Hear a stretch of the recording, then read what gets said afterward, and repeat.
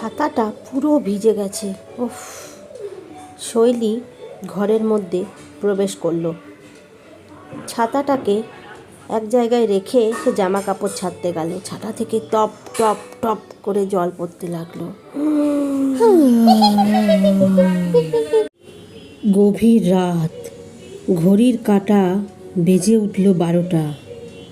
শৈলী নিশ্চিন্তে ঘুমোচ্ছে। হঠাৎ তার গায়ে পড়তে লাগলো জলের ফোঁটা। সে চমকে উঠল, কিছু বুঝতে পারল না। কি হচ্ছে? কোথা থেকে গায়ে এরকম জল পড়ছে টপ টপ করে? এটা কি হচ্ছে? যেই না শৈলী ওপর দিকে তাকালো, এ কি দেখছি? ছাতাটা কি করে উপরে ছাতা দিয়ে জল পড়ছে? শৈলীর মুখ চোখের অবস্থা খারাপ। সে দৌড়ে পালাতে গিয়ে পিছলে পড়ে গেল। তার পা মচকে গেছে। পাটা মচকে গেল। সেই সঙ্গে এক বিকট চিচাশি কাশি। শৈলী কি করবে এবার? আস্তে আস্তে সারা ঘর জলে ভরে যাচ্ছে।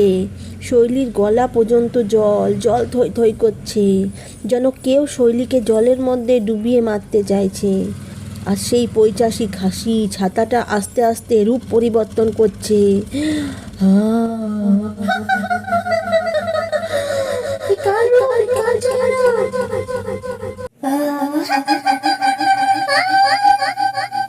পরের দিন সকালবেলা এক পাখি গাছে বসে সমানে ডেকে চলেছে।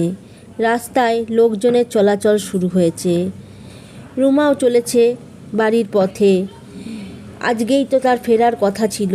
সে চলেছে তার বন্ধু শৈলীর কাছে, তাদের সেই ভাড়া বাড়িতে ঢুকে সে দেখতে পায়, এ কি শৈলী এখানে এরকম অবস্থায় পড়ে আছে কেন? ওর মুখ চোখের অবস্থা এরকম কেন? শৈলী কি হয়েছে তোর? কিরে, তোর চোখ মুখের অবস্থা এরকম কেন? কি হয়েছে? ঘরটা এরকম কেন? কি হয়েছে বল আমাকে শৈলী, কি হলো এই এক রাতে তোর?